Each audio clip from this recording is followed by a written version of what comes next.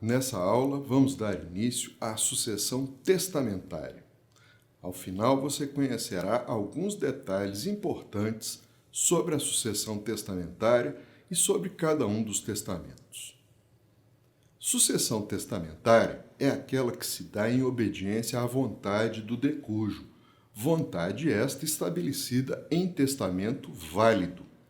Apesar do testamento, prevalecem as disposições legais naquilo que constitua norma cogente, bem como naquilo em que for omisso o testamento. Testamento é um negócio jurídico por meio do qual uma pessoa dispõe de seus bens ou faz outras declarações de última vontade. É um negócio jurídico mortis causa. É unilateral porque proveniente de só uma declaração de vontade. É também personalíssimo, pois deve ser feito pelo próprio testador. É um negócio jurídico gratuito e solene. O testamento pode conter outras disposições além das de cunho patrimonial, como reconhecimento de filho, nomeação de tutor, etc. Para que seja válido o testamento, exige-se a idade mínima de 16 anos e o perfeito equilíbrio mental no ato de sua elaboração.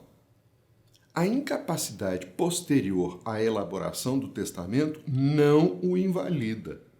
Por outro lado, não se convalida o testamento feito por pessoa incapaz se depois de sua elaboração cessar a incapacidade. Em relação à capacidade para adquirir por testamento, é importante uma primeira observação. O momento a se considerar para a verificação da capacidade para receber por testamento é o momento da abertura da sucessão. Se o sujeito era incapaz antes, mas tornou-se capaz, herdará, e vice-versa. A incapacidade para adquirir por testamento pode ter caráter geral, sendo absoluta, ou caráter pessoal, sendo relativa. São absolutamente incapazes para herdar as pessoas inexistentes e incertas. É lógico que a incerteza pode ser dirimida numa leitura atenta do testamento, sendo a pessoa identificada. Se ocorrer, é válida a deixa testamentária. Outro caso é o da incerteza relativa, como a deixa em favor dos pobres ou instituições de caridade. Se não forem especificados, presume-se os pobres ou as instituições do último domicílio do defunto, segundo o artigo 1902 do Código Civil. Somente as pessoas têm a capacidade passiva para herdar. Coisas e animais não a têm. A incapacidade relativa é a que atinge pessoas determinadas que não podem receber por motivos especiais. Consideram-se, assim, incapazes de adquirir por testamento todos aqueles que, direta ou indiretamente, possam influir na disposição, como sejam o que escreveu o testamento a rogo, ou seja, a pedido do testador, as testemunhas testamentárias, o tabelião civil ou militar, ou o comandante ou escrivão, perante quem se fizer ou que fizer ou aprovar o testamento. O concubino, ou seja, o amante do testador casado, salvo se esteja, sem culpa sua, separado do seu cônjuge há mais de 5 anos. Esses incapazes não podem ser beneficiados nem de forma indireta. Assim, não é válida a deixa testamentária aos descendentes, aos ascendentes, ao cônjuge ou companheiro de qualquer dessas pessoas. Exceção é feita ao filho do concubino, ou seja, do amante, quando também o for do testador, mesmo porque, na condição de filho, será herdeiro necessário. As testemunhas testamentárias serão de ordinário em número de 2, a não ser nos testamentos especiais que nós veremos a seu devido tempo. O Código Civil não lista as pessoas que não podem ser testemunhas testamentárias, ou por serem impedidas de figurar num determinado testamento específico, ou por serem proibidas de figurar em qualquer testamento. Assim, há que percorrer o artigo 228 da parte geral do Código Civil, que trata das pessoas proibidas e impedidas de testemunhar em geral. Fazendo uma construção analógica com a situação das testemunhas testamentárias, teremos que são proibidos de testemunhar os menores de 16 anos, aqueles que não tiverem discernimento para a prática dos atos da vida civil, seja qual for a razão, os cegos e os analfabetos, bem como as pessoas que não dominem a língua do testamento, uma vez que não têm, para este caso, o discernimento necessário para ler o testamento. São impedidos as pessoas que tenham interesse no testamento, quais sejam, por exemplo, o herdeiro instituído ou o legatário, o cônjuge, os ascendentes, os descendentes, por serem herdeiros necessários, os colaterais até o 4º grau do testador, por terem interesse na sucessão. O companheiro, embora não conste do rol do artigo 228 do Código Civil, tampouco poderá ser testemunha por razões de interpretação lógica. Se o cônjuge não pode ser, tampouco poderá o companheiro, que, aliás, tem interesse na sucessão. Não se inserindo a pessoa em nenhuma dessas categorias, poderá atuar como testemunha testamentária. É admissível um testamento feito por duas pessoas em conjunto, chamado testamento conjuntivo? A resposta é não, negativo. O testamento conjuntivo pode apresentar 3 modalidades, todas defesas, ou seja, proibidas em lei. Pode ser simultâneo, recíproco ou correspectivo. Simultâneo ou de mão comum é aquele em que os testadores beneficiam um terceiro, ou seja, eles elaboram uma única cédula testamentária assinada pelos dois. Recíproco, aquele em que se beneficiem reciprocamente, numa mesma cédula testamentária. Correspectivo, quando contenha disposições feitas em retribuição de outras correspondentes. Mas nada impede que uma pessoa contemple a outra e vice-versa em testamentos separados. Aí pode, não tem problema. O que é testamento por relação? Cuida-se de testamento em que o disponente se reporta a uma pessoa ou uma coisa mencionada em outro ato anterior, tenha este natureza testamentária ou não. É plenamente admitido, sem problema algum, por exemplo, deixo 10.000 ao primeiro aluno da turma de 1990. Se o testamento se perder ou for destruído antes da abertura da sucessão, caberá ao testador substituí-lo ou não. Se a perda ou distribuição ocorrerem após o falecimento, há quem entenda ser possível a reconstituição da cédula testamentária. Isso será possível em caso de cédula parcialmente dilacerada, no caso de testamento público ou sempre que for possível a reconstituição, sem que haja a menor sombra de dúvida sobre o conteúdo do testamento que deva ser restaurado na íntegra. Em relação às formas de testamento, há formas ordinárias e especiais. Testamentos ordinários são aqueles comumente feitos. São aqueles que seguem uma determinada forma indicada pelo legislador como regra numa situação normal. São 3 os testamentos ordinários: o público, o cerrado e o particular. Testamento público é aquele ditado pelo testador ao tabelião do registro de notas ou ao seu substituto, que o transcreverá num livro especial. O ditado será assistido por 2 testemunhas. Elaborado o testamento, será lido para o testador na presença das testemunhas. Após a leitura, todos assinam o livro de notas: testador, tabelião e testemunhas. Se o testador for analfabeto, uma das testemunhas assinará por ele. A propósito, segundo os artigos 1867, 1872 e 1876 do Código Civil, ao cego e ao analfabeto só se permite testar de forma pública. O surdo-mudo poderá se utilizar de qualquer uma das formas ordinárias, desde que, é óbvio, saiba ler e escrever, pois o analfabeto só pode mesmo testar de forma pública. Há autores que não se sabe por que inventaram que o surdo-mudo só pode se valer do testamento público. É absurda a ideia que impõe ao surdo-mudo uma captis deminúcio gratuita que definitivamente não se acha em lei. Hoje, os surdos-mudos estão cada vez mais integrados e podem, evidentemente, testar de forma pública, cerrada ou particular. O testamento público, como o próprio nome indica, é público e sua leitura poderá ser requerida por qualquer pessoa ao tabelião do registro de notas.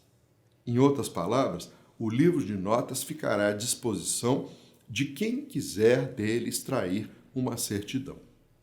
Conforme o artigo 736 do Código de Processo Civil, qualquer interessado exibindo o traslado ou a certidão do testamento público poderá requerer ao juiz que ordene o seu cumprimento. Depois de ouvir o Ministério Público, não havendo dúvidas a ser esclarecidas, o juiz mandará registrar, arquivar e cumprir o testamento. Feito o registro, será intimado o testamenteiro para assinar o termo da testamentaria. Não havendo testamenteiro nomeado, ou se ele estiver ausente ou não aceitar o encargo, o juiz nomeará um testamenteiro dativo. O testamenteiro deverá cumprir as disposições testamentárias e prestar contas em juízo do que tenha recebido e despendido. Entendido? Vamos falar agora do testamento cerrado. O testamento cerrado será escrito pelo testador ou por alguém a pedido seu. Sendo assim, poderá ser datilografado ou digitado em computador, desde que todas as páginas sejam numeradas e assinadas pelo testador. Deverá em seguida ser assinado pelo testador e entregue ao oficial do registro na presença de duas testemunhas. Entregue que seja o testamento, o oficial passa a exarar o auto de aprovação, que será elaborado no próprio testamento, se houver espaço. O auto de aprovação será então lido e assinado pelo oficial, pelo testador e pelas testemunhas.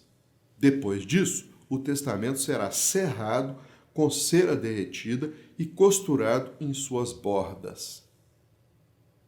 Aprovado e cerrado, o testamento será entregue ao testador e o oficial lançará em seu livro lugar e data em que o testamento foi aprovado e entregue. Quando da morte do testador, o testamento será aberto pelo juiz do inventário, de acordo com os artigos 735 a 736 do Código de Processo Civil. Se for violado, será anulado, a não ser que se prove que o rompimento haja sido acidental ou que haja sido perpetrado por quem não tivesse o menor interesse em prejudicar a última vontade do morto, ou ainda provando-se que as disposições testamentárias não hajam sido afetadas em nada pela abertura ilegítima da cédula. Segundo o Código de Processo Civil, recebendo o testamento cerrado, o juiz, se não achar vício externo que o torne suspeito de nulidade ou falsidade, o abrirá e mandará que o escrivão o leia em presença do apresentante. Do termo de abertura constarão o nome do apresentante e como ele obteve o testamento, a data e o lugar do falecimento do testador com as respectivas provas e qualquer circunstância digna de nota. Depois de ouvir o Ministério Público, não havendo dúvidas a ser esclarecidas, o juiz mandará registrar, arquivar e cumprir o testamento. Feito o registro, será intimado o testamenteiro para assinar o termo da testamentaria. Não havendo testamenteiro nomeado, ou se ele estiver ausente ou não aceitar o encargo, o juiz nomeará testamenteiro dativo. O testamenteiro deverá cumprir as disposições testamentárias e prestar contas em juízo do que haja recebido e despendido. Entendido até aqui? Vamos ver agora o testamento particular. O testamento particular será escrito pelo testador de próprio punho ou por meio de processo mecânico. Poderá, pois, ser datilografado ou digitado, não podendo conter rasuras ou espaços em branco. Será em seguida lido na presença de 3 testemunhas e assinado pelo testador e pelas testemunhas. Pode o testamento particular ser escrito a rogo? Se a lei permite a lavratura mecânica do testamento, está obviamente dispensando seja ele escrito de próprio punho e, consequentemente, está permitindo possa ser escrito a rogo do testador, desde que lido perante ele e 3 testemunhas que assinam a cédula juntamente com a pessoa que o tenha redigido. Pode não haver testemunhas no testamento particular escrito de próprio punho. Para tanto, o testador deverá mencionar as razões desta ausência no texto testamentário. O juiz, avaliadas as circunstâncias, poderá, a seu critério, confirmar o testamento quando da abertura da sucessão. O testamento particular não é sigiloso e não carece de ser registrado em cartório. Após a morte do testador, o testamento é confirmado pelo juiz do inventário, desde que esteja presente pelo menos uma das testemunhas testamentárias, dada a morte ou ausência das demais. Segundo o disposto no artigo 737 do Código de Processo Civil, a publicação do testamento particular poderá ser requerida depois da morte do testador pelo herdeiro, pelo legatário ou pelo testamenteiro, bem como pelo terceiro detentor do testamento, se impossibilitado de entregá-lo a algum dos outros legitimados para requerê-lo. Serão intimados os herdeiros que não tiverem requerido a publicação do testamento. Verificando a presença dos requisitos da lei, ouvido o Ministério Público, o juiz confirmará o testamento e o mandará registrar, arquivar e cumprir. Feito o registro, será intimado o testamenteiro para assinar o termo da testamentaria. Não havendo testamenteiro nomeado, ou se ele estiver ausente ou não aceitar o encargo, o juiz nomeará testamenteiro dativo. O testamenteiro deverá cumprir as disposições testamentárias e prestar contas em juízo do que haja recebido e despendido. Muito bem. Além das formas ordinárias de testamento, válidas para situações normais, existem formas especiais para atender às circunstâncias extraordinárias. São especiais os testamentos marítimo, aeronáutico e militar.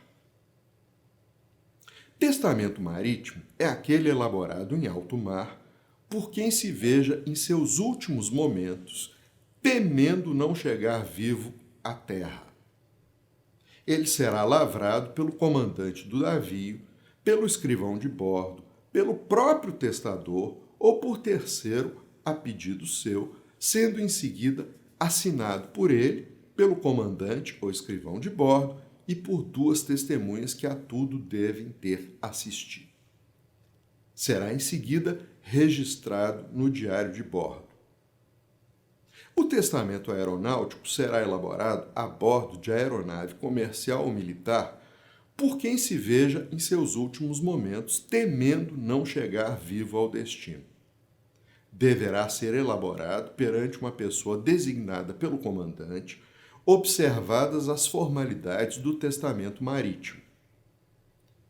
O testamento marítimo e o aeronáutico caducarão, ou seja, perderão a eficácia, se o testador não morrer na viagem, nem nos 90 dias subsequentes ao seu desembarque em terra, onde possa fazer na forma ordinária outro testamento.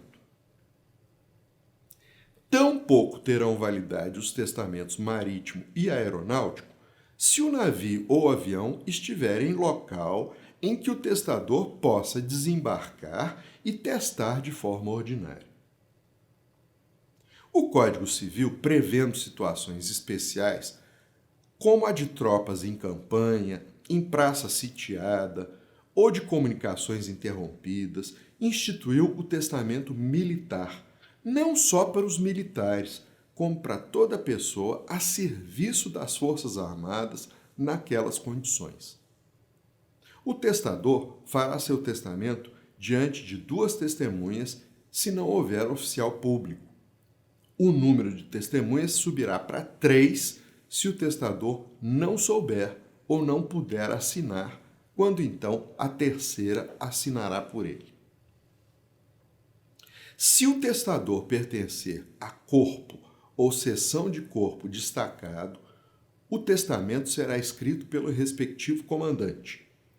Se estiver em tratamento hospitalar, o testamento será escrito pelo respectivo oficial de saúde ou pelo diretor do estabelecimento. Por fim, se o testador for o oficial mais graduado, o testamento será escrito por seu substituto. O testador poderá, ele mesmo, escrever o testamento de próprio punho, quando o apresentará na presença de 2 testemunhas ao auditor ou ao oficial de patente que lhe faça as vezes. O auditor ou o oficial anotará no testamento o local e a data em que foi apresentado. Em seguida, assinará juntamente com 2 testemunhas. O testamento militar caduca desde que, depois dele, o testador esteja 90 dias seguidos em local onde possa testar de forma ordinária. Não caducará, entretanto, se for escrito pelo auditor ou oficial e assinado por 2 testemunhas, ou se escrito pelo testador for datado e assinado pelo auditor ou pelo oficial e mais 2 testemunhas. Neste caso, valerá como se fosse testamento ordinário. Os militares ou demais pessoas a serviço das Forças Armadas em campanha, em praça sitiada ou de comunicações interrompidas, poderão testar verbalmente desde que estejam em combate ou feridas. Essa modalidade é chamada de testamento nuncupativo. O testador confiará a sua última vontade a 2 testemunhas. Se o testador não morrer no combate ou convalescer do ferimento, o testamento perderá seu efeito imediatamente. Segundo o disposto no artigo 737 do Código de Processo Civil, a publicação do testamento marítimo, aeronáutico, militar ordinário e nuncupativo, por força do parágrafo 3º, poderá ser requerida depois da morte do testador pelo herdeiro, pelo legatário ou pelo testamenteiro, bem como pelo terceiro detentor do testamento, se impossibilitado de entregá-lo a algum dos outros legitimados para requerê-lo. Serão intimados os herdeiros que não tiverem requerido a publicação do testamento. Verificando a presença dos requisitos da lei, ouvido o Ministério Público, o juiz confirmará o testamento e o mandará registrar, arquivar e cumprir. Feito o registro, será intimado o testamenteiro para assinar o termo da testamentaria. Não havendo testamenteiro nomeado, ou se ele estiver ausente ou não aceitar o encargo, o juiz nomeará testamenteiro dativo. O testamenteiro deverá cumprir as disposições testamentárias e prestar contas em juízo do que haja recebido e despendido. Mas isso nós já sabemos. Por fim, vejamos os codicílios. Codicilo não é testamento. Trata-se de escrito particular de próprio punho, datado e assinado, em que o indivíduo faz disposições especiais sobre seu enterro, dá esmolas de pouca monta, distribui joias e outros bens móveis de pequeno valor, etc. O importante é que as disposições do codicilo devem referir-se a bens não valiosos, pois os de maior valia só se pode transmitir por testamento. Sendo feito o testamento posterior, o codicilo deverá ser por ele confirmado, sob pena de perder o efeito caducar. Segundo o disposto no artigo 737 do Código de Processo Civil, a publicação do codicilo por força do parágrafo 3º poderá ser requerida depois da morte do autor da herança pelo herdeiro, pelo legatário ou pelo testamenteiro, bem como pelo terceiro detentor do codicilo, se impossibilitado de entregá-lo a algum dos outros legitimados para requerer. Serão intimados os sucessores que não tiverem requerido a publicação do codicilo. Verificando a presença dos requisitos da lei, ouvido o Ministério Público, o juiz confirmará o codicilo e o mandará registrar, arquivar e cumprir, como os testamentos em geral. Se estiver fechado, será aberto pelo juiz do inventário como se fosse testamento cerrado. Em outras palavras, quando da morte do autor da herança, o codicilo será aberto pelo juiz do inventário de acordo com os artigos 735 a 736 do Código de Processo Civil. Se for violado, será anulado, a não ser que se prove que o rompimento tenha sido acidental ou que tenha sido perpetrado por quem não tivesse o menor interesse em prejudicar a última vontade do morto, ou ainda provando-se que as disposições do codicilo não tenham sido afetadas em nada pela abertura ilegítima da cédula. Segundo o Código de Processo Civil, recebendo um codicilo fechado, o juiz, se não achar vício externo que o torne suspeito de nulidade ou falsidade, o abrirá e mandará que o escrivão o leia em presença do apresentante. Do termo de abertura constarão o nome do apresentante e como ele obteve o codicilo, a data e o lugar do falecimento do decújo com as respectivas provas e qualquer circunstância digna de nota. Depois de ouvir o Ministério Público, não havendo dúvidas a ser esclarecidas, o juiz mandará registrar, arquivar e cumprir o codicilo. É isso aí. Até a próxima aula.